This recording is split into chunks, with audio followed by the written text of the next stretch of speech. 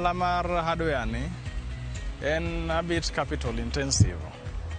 Koro ber kichako gi on the lower side inyalo chako kata gi 300,000.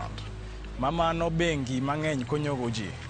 Nikech iyudo ka en mwandu matin to pesa ne duong'. To kendo iyudo ka jo bengi go bende luowa to miyowa pesa matindo tindo to wachako go ohala. Ohala ne kichake nyaka ibed gi business permit. Ma en normally wang'ade annually.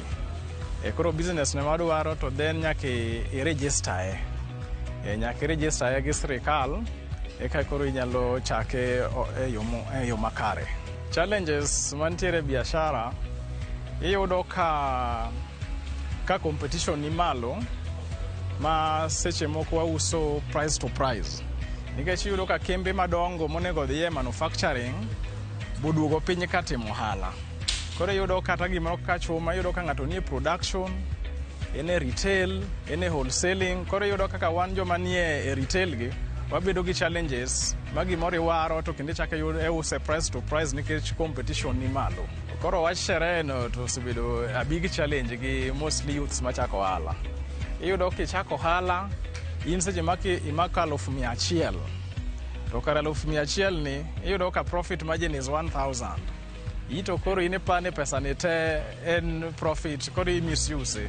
Koro normally wan gi softwares kaka mokiluongo ni POS, point of sale.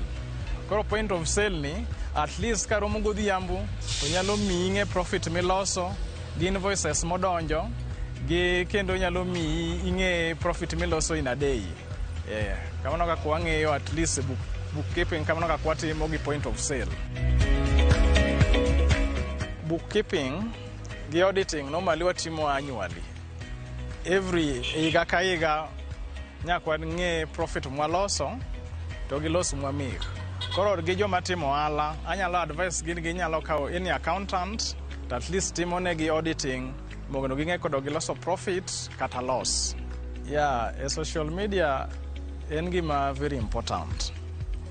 Gisani iyudo ka nitie gimiluongo ni e-commerce en gima trend kabisa. Koro iyudo ka seche moko wa post our sales e Facebook. Iyudo kigochonwa different counties. Iyudo ka ng'ato gochoni kata from America jo diaspora. Ng'ato seche moko gochoni from other county. Kore wayudo ka social media usowa maber kabisa e korko ohala.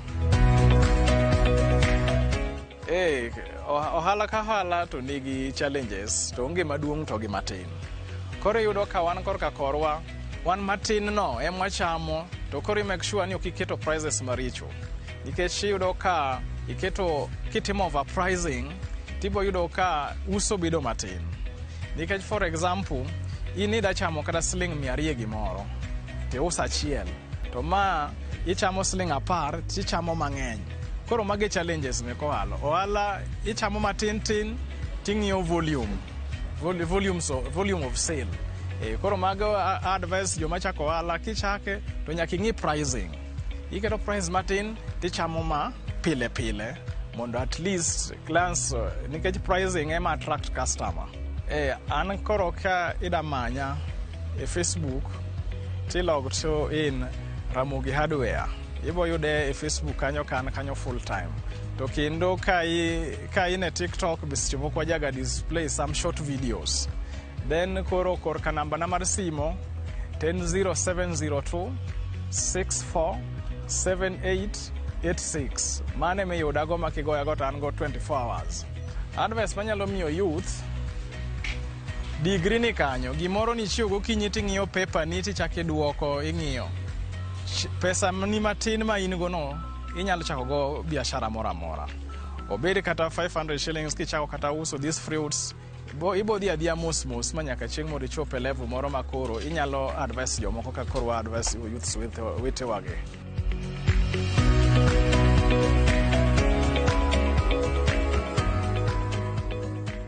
Siso mar somo korka kori chal nade to nyalo miyo itim gik ma chal nade nyakwara Ramogi Jwang'. Kawuono wada winjo sigand Millicent Mitingo ne ochako e yo machalo nade. siso mare mar somo kendo mar konyo jopuonjre wechegi mag somo nomiyo neno ni ber ka okelo buge machiegni kod jopuonjre ahinya mantiere e boma ma Homa Bay mondo mi jopuonjre kik dhi e counties ma libamba kaka Kisii kata mano ma Kisumu okelo negi bugegi machiegni. Gin gik mage manodhire mondo mi ochak ohala machalo kama.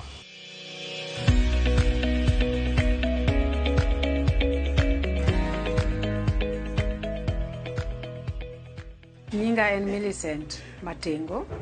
Atimo ohala under Mam Bookshop Stationers Agencies to wan Homa Bay sani. Gimomiyo nachako ohala ni, naneno ni ber mondo akel buge machiegni mondo jonyuol gi nyithindo oyud books machiegni mondo gisom e yo mayot nikech chon bookshops ne mana ni Kisii to gi Kisumu. Koro mane manomiyo achako. To nadwaro mondo agerra bende amba ayude gimoro matin. Ohala ni kidwa chake, inyalo chake matin gi pesa ma in-go. Inyalo chako gi stationaries, tidhi adhiya mos kasto idonje books. Koro inyalo dhi iwero Nairobi, tiduogi uso. Koro kaka iuso mos to Nyasaye gwedhi timedo medori. Kata nachako matin gi stationary, matin mar around 70,000 kende. To mane mosegera mapuonjo nyithindo magerore nyaka sama gike sani. Kidwa chake, nyaka ikaw permit mar jo Homa Bay County. Nitie kaka ing'ade, nitie offices ming'ade. Onego register gi Kenya Booksellers and Stationers Association, nyaka ibed a member. Koro mane umbrella wa maritowa e Kenya ka. Ohandwa ni ober, to gimohinyowago en sakasa policies ma sirkal bedo godo from time to time. Samaro yudo ni usewaro books kaka ncha wasewero ni, to gibiro gi policy mar koro books go ok ti. Koro books go bedo dead stock, to into isewaro gi pesa ni. And again, publishers be ok nyal kawo gi bag. Koro yudo ni mane kama jo booksellers lale kabisa. Kata sani, nchogol chik ni books moko bedo mad. To yudo ka ncha wasewaro gi mwakelo gi duka. Koro onge gimwa nyal timo kodgi. Koro kanyo ema booksellers yude losses kabisa. Policies mabiro from time to time.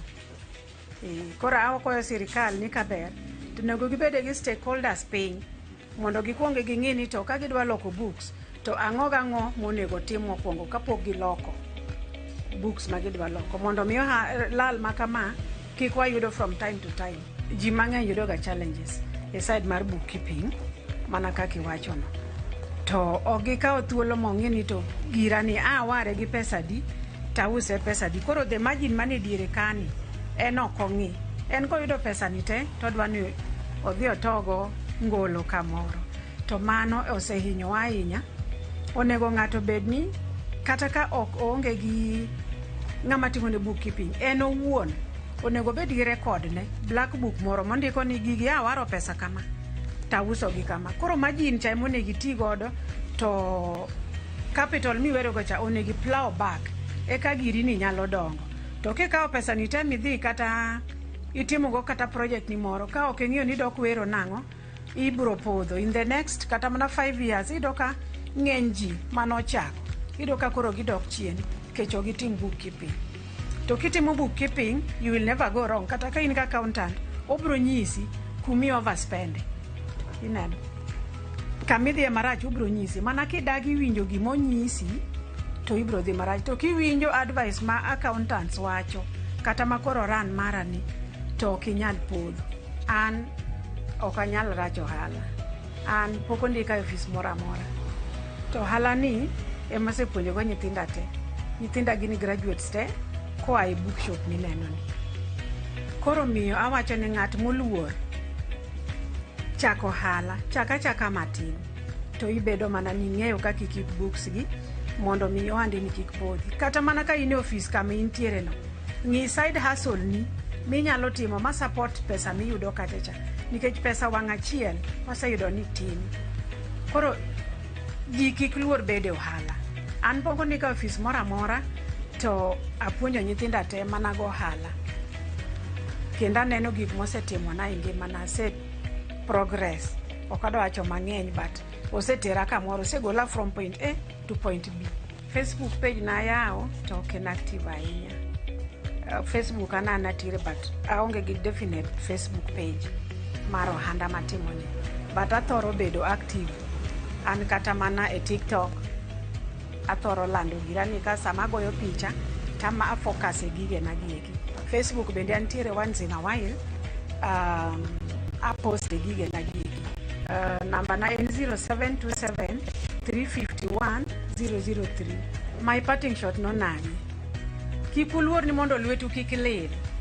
Uoguru wako mondo timo hala kaka jomoko mondo ubed motegno.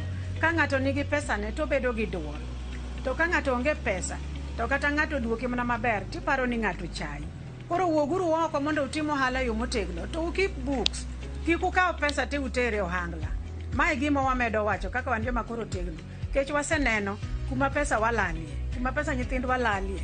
Ka giyudo pesa, giti gi pesa maber mondo halo dhi mbele. Kendo gilu rules mag sirkal, onge shortcut. Onge gimoro ni ng'ato biro timo ni miujiza kasto yud pesa. Nyaki bed mana consistent, imonde tichni, imiyo tichni luor. Kaka jo ofis odonjo ofis gokinyi, kaka imbi imiyo ofis ni mar business luor. An kibire duka ka donje sa achiel, ta wuok sa 12:30. To en pile, even on Sunday, Saturday maleme. Koro nyaki miyo handi luor, eko handi dongo.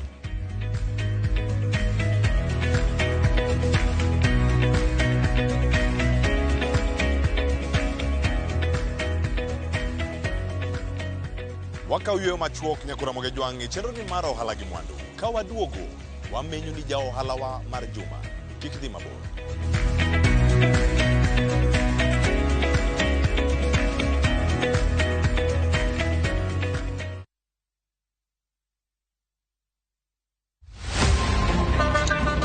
Tuanze kulipa kadi sasa, na kadi ni cashless. Umesema tunaweka pale? Na kwa ile namba. Mimi niko na cash. Nisaidie hiyo do na namba yako ya simu. Nakusote. Ka in jawuoth mar matatu e safar machiegni kata mabor, non kendo yang ni chulo fare mari kokalo e yor mbui. Non ane ka yudo risit mari e simbi. Ka masira ojuki kendo idwaro ni ochuli gi kambi mar okumba. Risit mari kata digital receipt e neno mari ma ibiro golo. Ka in wuon matatu, dwarore kokalo kuom okumba mari mondo ibed gi yore mag chudo kokalo e lony manyasani. Mondo matatu mari oyud okumba. Mambo ni digital. Tudri gi jal ma uso okumba mondo ing'e mathoth.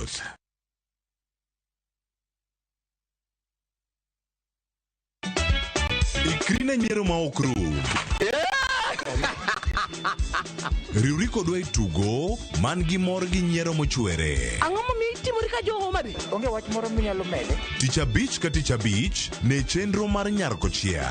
Adwa ni rudho sufuria ni ma ler piat ka ng'era kama taneno sucha. Kendo we kinde mag moro bedie. Damo biro ka gi ich madhiro sati ni Wada jok saina go jok mo adala ok nyager. Nyiero e yath maber moloyo.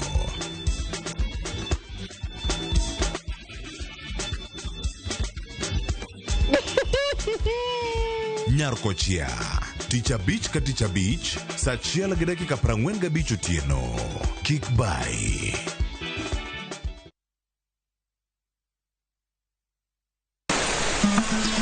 Fwenyo chuny kitwa.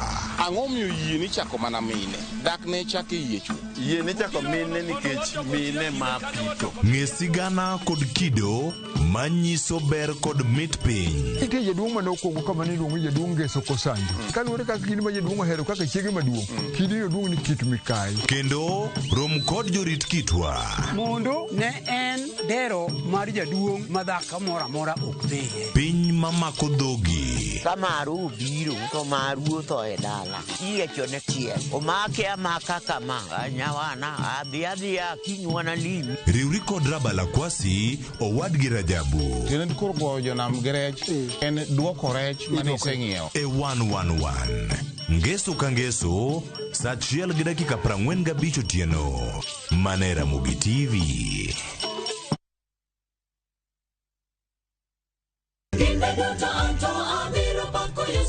Gi ng'wono mar Nyasaye manyisore e ngimawa kinde ka kinde. Ber ka waduoko ne erokamano kod pak. Ma watimo sabato ka sabato chakre saa 2 mar okinyi. Kod injili mapuonjo gwedho kendo loko ngima koa kuom jotich Nyasaye mowal makelo weche mag geno. Nyasaye wuoyo kodi kendo wuoyo koda ni kik iluor gimoro nikech an kodi. E Injili ngima, ngeso ka ngeso, chakre saa 2 okinyi e Ramogi TV.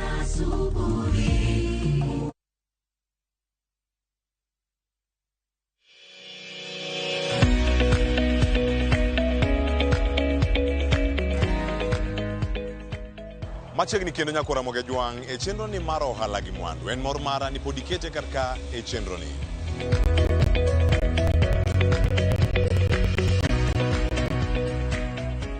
E kaunti ma Kisumu, wawinjo sigand Kevin Omondi. Kevin Omondi nigi lony mare loso sanamu mag gige udi mopogore opogore. Nochake yo machal nade. Bang' tieko sombe mar sekondar, ne oyudo thuolo mar dhi e kaunti ma Kisii kama odak gosiepne. Osiebre nopuonje kendo nomiye tiegruok kaka iloso sanamu mag gige duso udi. Tinende nodok e kaunti ma Kisumu kendo chako ohala machalo kama. Nyako Ramogi Jwang', kawuono wawinjo sigande umbe kachiel koda kasiso ma entiere godo e timo ohala. Mano keto Kevin Omondi ja ohalawa mar juma.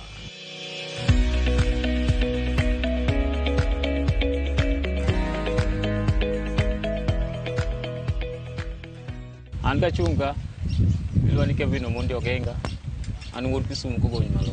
An kata chako tijni, nachake ir osiepna moro nwatiyo kamoro e Tabaka yo Kisii kocha. To en ema nopuonja gini. Tieko nochongo kode kitege, apako ne rangi, to customers ne biro to waro kuomwa. To kelo like, dhigo like Nairobi, moko ne gidhigo era mar Ahero kocha. Alafu sipena moko be nitie era mar nini kae. Era mar Kamaska. Be nitie jomoko maber nwatimo gino kuro. Koro gini mono kodgi kocha. Koro kana chake nako maber net ambe wachake mara mono manyalo konya. Koro jinyo mano sipna chomeya. Nong'isa maber ni bwana. Kineno ka ipopo en kanyo. Gini nyalo timore maber. We are made stock.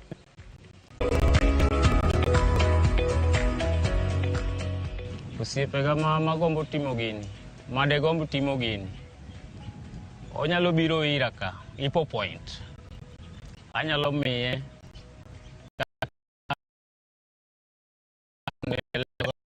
kako nyalo konyore ok datame.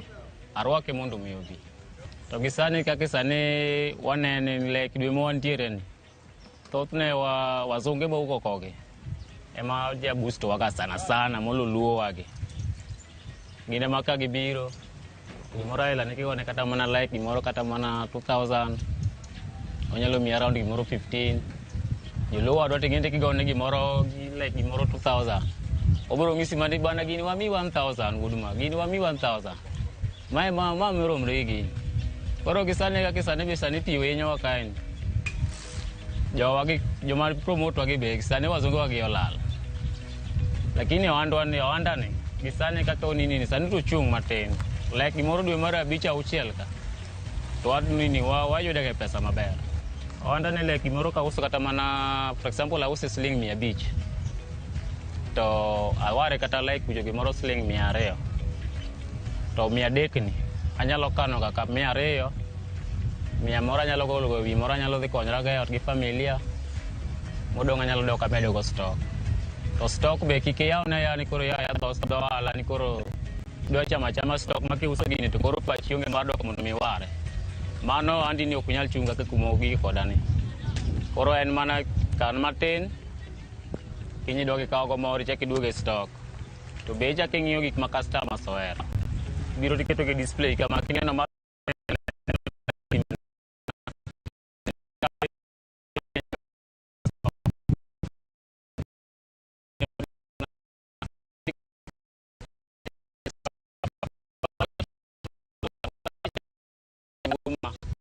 biasa kunyal konti.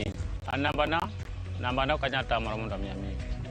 Namba 907 96 23 51 57.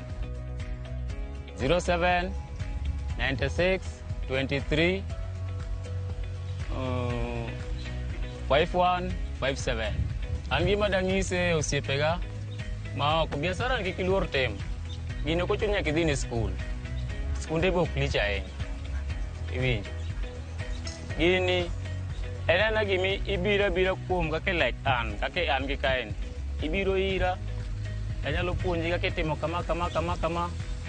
Manya usore gin kaka like kama. Tangisi kaka itimo.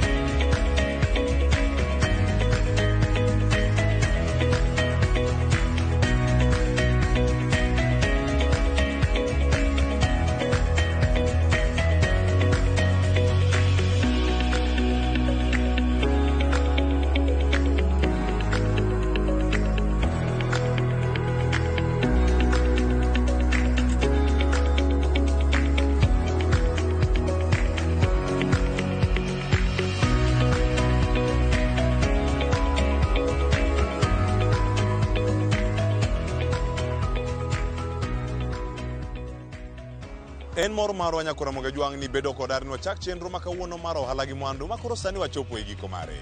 Tudri kodwa kendo juma manyien kama bomenyo ni ohala machielo kendo kama mi riekni mopogore opogore kaka inyalo chake kendo tae e yo mowinjore. Nyinga Cleophas Oloch, orit masani.